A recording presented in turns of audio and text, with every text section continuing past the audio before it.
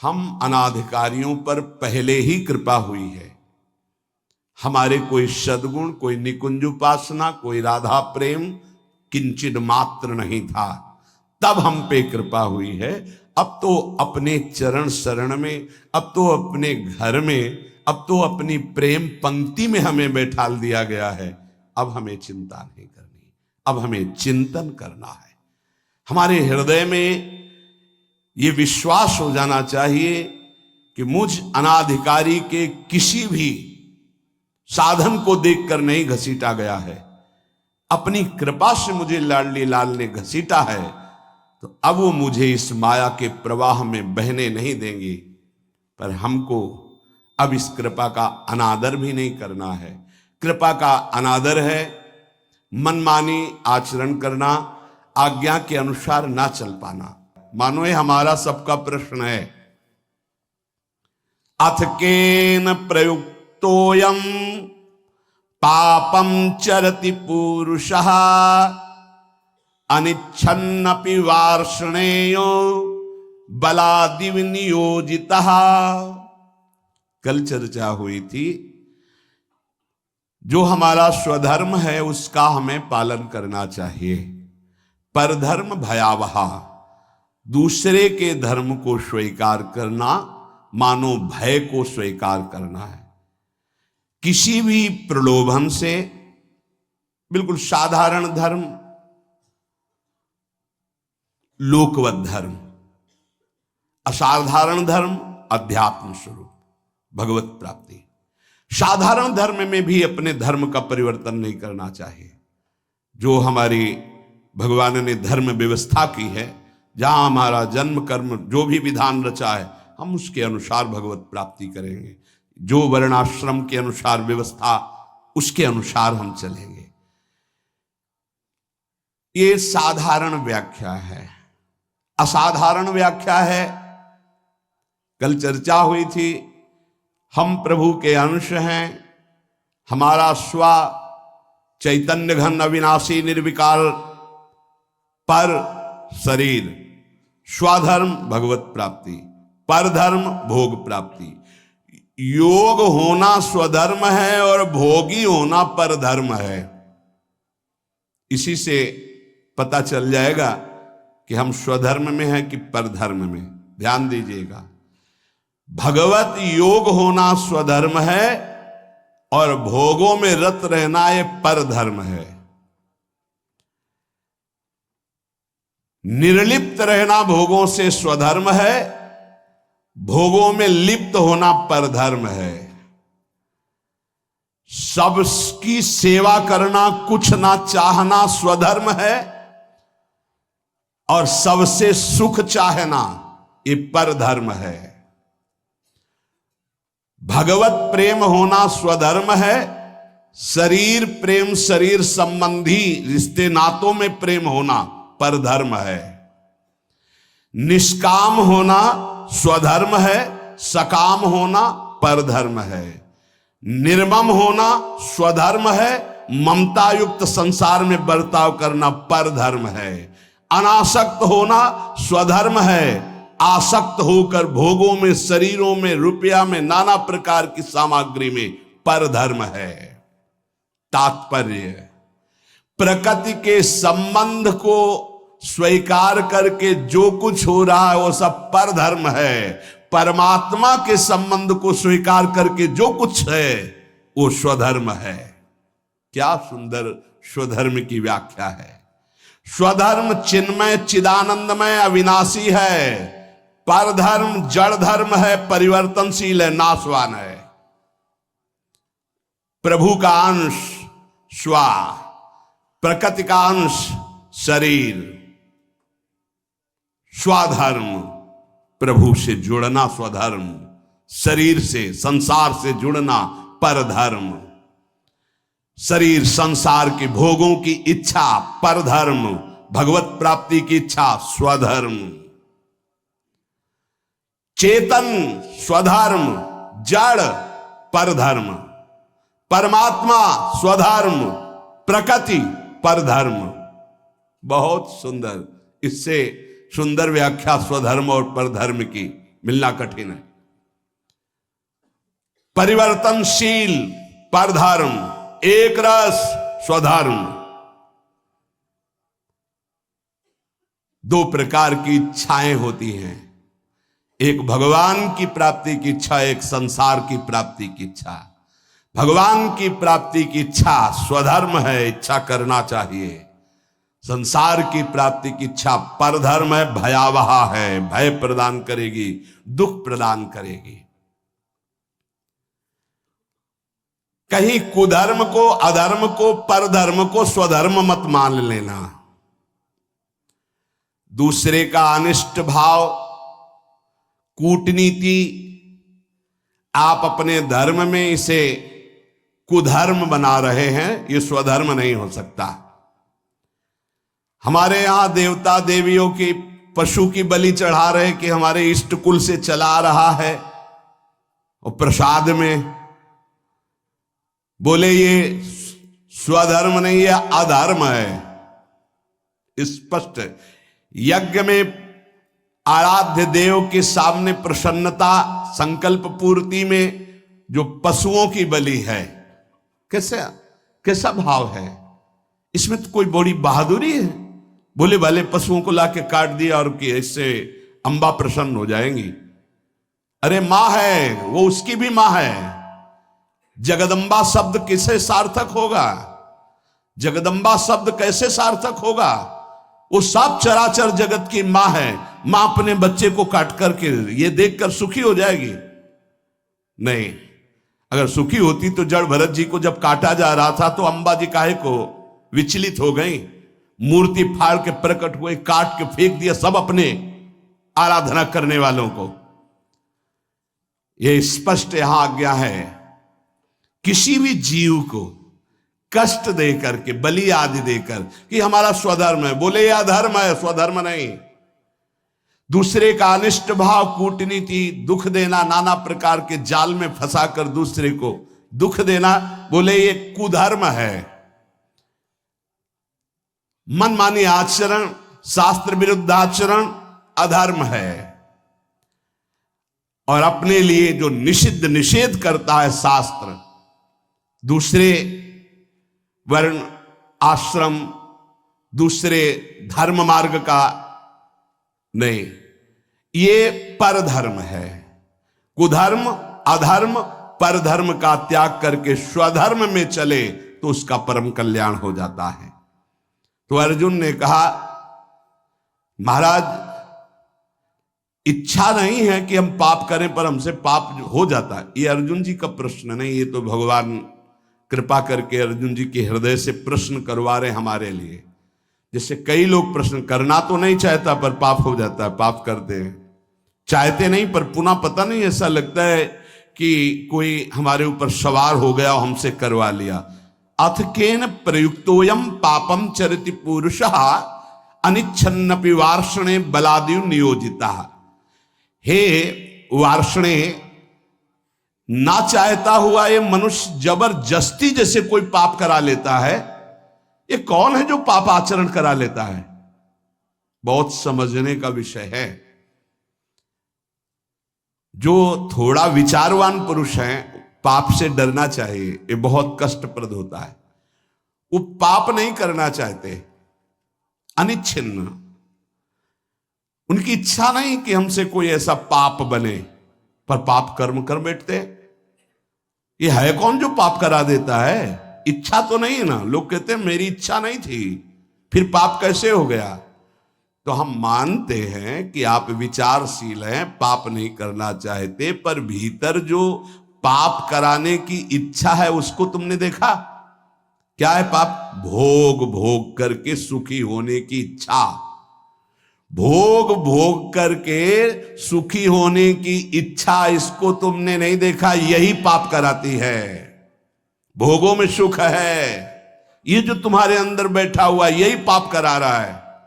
नहीं, दुख वाला भला आचरण करके दिखाओ कि इसका परिणाम जो है वर्तमान में भी दुखद और भविष्य में भी दुखद, आप बिल्कुल कदम नहीं रखेंगे। आपकी सुख बुद्धि होती है। अभी हम छीना झपटी करके चोरी कर ली चैन की, मोबाइल की, 10-20 हजार मिल जाएंगे, उससे अच्छा भोग होगा? चोरी, हिंसा, व्यभिचार, जुआ, जो भी निषिद्ध कार्य होते हैं, अंदर से सुख की लालसा होती है। अनिच्छिन्न केवल उसका यह कहने का है कि वैसे मेरी पाप करने की तो इच्छा नहीं थी, लेकिन भोग सुख की इच्छा ही पाप का मूल है। बलाद्यु नियोजित। अर्जुन जी कह रहे हैं फिर ये बलात् मुझसे कौन पाप करवा लेता है, मेरी इच्छा तो पाप करने की नहीं। ये संसार में सुख है, भोगों में सुख है, अंदर जिसके ये बैठा है वो पाप किए बिना रह नहीं सकता। जैसे दुर्योधन भगवान को कह रहा है कि जानामि धर्मम न च मे प्रवृत्तिर, जानाम्य धर्मम न च मे निवृत्ति, केनापि देवेन हृदय स्थितेन यथा नियुक्तोस्मि तथा करोमि। केशव, मैं धर्म को जानता हूं पर उसमें मेरी प्रवृत्ति नहीं है। मैं अधर्म को भी जानता हूं पर उससे मेरी निवृत्ति नहीं है। ऐसा लगता है कोई देवता मेरे हृदय में बैठकर करवा रहा है, क्योंकि मैं धर्म जानता हूं। वो देवता है सांसारिक सुख भोग की प्रबल इच्छा, और कोई देवता नहीं।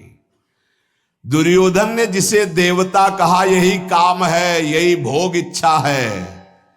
मनुष्य विचार पूर्वक जब तक इस भोग इच्छा का त्याग नहीं करेगा तो वो नहीं चाहता कि पाप हो, पर उससे बलात् पाप होंगे भोग इच्छा से। इस भोग में सुख है। केन प्रयुक्तोयम पापम चरति अनिच्छ। कौन है जो इच्छा ना होने पर भी जबरदस्ती पाप करा रहा है? श्री भगवान कह रहे काम एष क्रोध एष रजो गुण समुद्भव महासनो महापाप्मा विद्धेन मिहि वैरिणम। अर्जुन, ये रजोगुण से उत्पन्न हुआ काम, यही पाप का मुख्य कारण है। भोगों में सुख है, काम। अब देखो आज की हमारी समाज की धारा किधर बहती जा रही। ये जो बच्चे परस्पर मित्रता, boyfriend girlfriend, live in relation, ये जो आज के नई पीढ़ी में ये रोग लग गया है और इसे स्वीकृति भी है, नाश की तरफ हमारी समाज की वृत्ति जा रही। जहां संयम, जितेंद्रियता, ब्रह्मचर्य, परम पवित्र शरीर, फिर पाणि ग्रहण और आदि आदि आदि, वहां कोई धर्म शास्त्र का भय नहीं, कोई गुरुजनों का भय नहीं, कोई भगवान का भय नहीं। शास्त्र हमारा प्रधान कानून है। वेद, पुराण, पौराणिक, ब्रह्म ऋषि, ये हमारे परम कल्याण के लिए जो सूत्र बोले, ये अगर हम वैदिक सिद्धांत, शास्त्र सिद्धांत, गुरुजनों की वाणी की वृत्तियों को नहीं पहचानेंगे, नहीं सुनेंगे, नहीं समझेंगे, तो हमारी वृत्तियां हमारा नाश कर देंगी। कौन है जो ये पाप करा रहा है? तो भगवान कह रहे हैं रजोगुण से उत्पन्न हुआ ये काम, ये काम ही पाप का मुख्य कारण है। और यही क्रोध रूप में परिणित हो जाता है। बहुत खाने वाला महापापी, ये बैरी बहुत ही नाश करता है। इस विषय में सबसे बड़ा दुश्मन ये काम है। ये रजोगुण से उत्पन्न हुआ है। ये राग से काम उत्पन्न होता है। बहुत बहुत इसको सीमा में किया गया है। भगवान ने आगे वर्णन किया है कि धर्मयुक्त काम मैं हूं। भगवान धर्मयुक्त काम मैं हूं। पाणिग्रहण संस्कार करके घर गृहस्थी में संतानोत्पत्ति के लिए जो चेष्टा है, काम चेष्टा, वो धर्म में बांधकर निर्विकार होने के लिए, उसे बेविचारी बनाने के लिए नहीं है कि एक सीमा में बंद करके एक ऐसे शास्त्रीय पद्धति के अनुसार चलने से निष्कामता आ जाए। किसी धर्मपूर्वक एक को स्वीकार करके जब तो घृणा हो जाएगी, आप देख लेना। ये जब से मोबाइल आया और इसके दूषण वृत्तियों को स्वीकार किए तो हमारी नई पीढ़ी बहुत हानि को प्राप्त हो गई। जो नए सिद्धांत अन्य जनों के आए, अन्य प्रांतों के देशों के, वो बहुत हानिकारक हो गए। ये भारत है, ये धर्म देश है। शांति प्राप्त करने के लिए विदेशी जन भी हमारे धर्म गुरुओं की शरण होते हैं, हमारे देश के सिद्धांत, धार्मिक सिद्धांत को स्वीकार करते हैं। देख लीजिए, धोती, चोटी, माला वो धारण करते हैं और उनका उतरैल हम धारण करते हैं। फटे यहां से पैंट, जांग दिख रहे, अरे सिल लो भाई। बोले नहीं, वो बड़े आदमी का फैशन है। अरे वाह भाई, गांव में तो अगर कहीं फट जाता था तो कहते तुम्हारा कपड़ा फटा, सिल लो भाई। तो चलो गरीब आदमी वो सिल लेता था, आज बड़े आदमी होके फाड़ के घूमते हैं। नहीं, यहां से एक दो बार तो हमने भी पूछा तो फिर इन लोगों ने बताया टोकना नहीं। क्यों? बोले ये फैशन है। तो हमें लगा कि अच्छा, हम तो कहने वाले थे भैया तुम्हें पता है तुम्हारा पैंट फट गया है। अरे शरीर ढकने के लिए वस्त्र है, वस्त्रों का प्रयोग।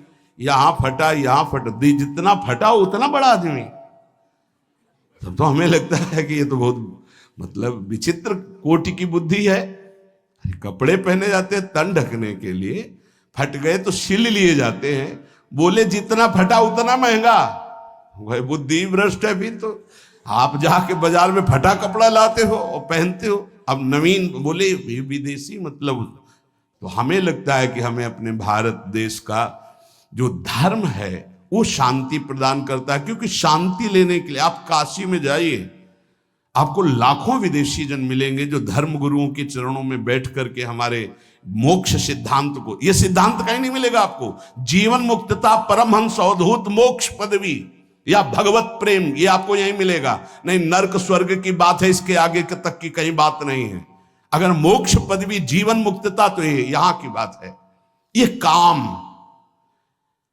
बचपन से जहां थोड़ी चेतना जागृत हुई तो ये राक्षस सवार हो जाता है बुद्धि में। अब भय धर्मशास्त्रों का, गुरुजनों का, समाज का, तो इस राक्षसी प्रवृत्ति को शासन में रखा जाता था। अब वो भय नहीं रह गया। हम कहते अगर मित्रता करो तो आजीवन निर्वाह कर ले जाओ। उस मित्रता को चलो भाई, भगवान जैसा युग धर्म के अनुसार तो कम से कम एक का जीवन स्वीकार किया तो आजीवन उसी को स्वीकार करे रहो।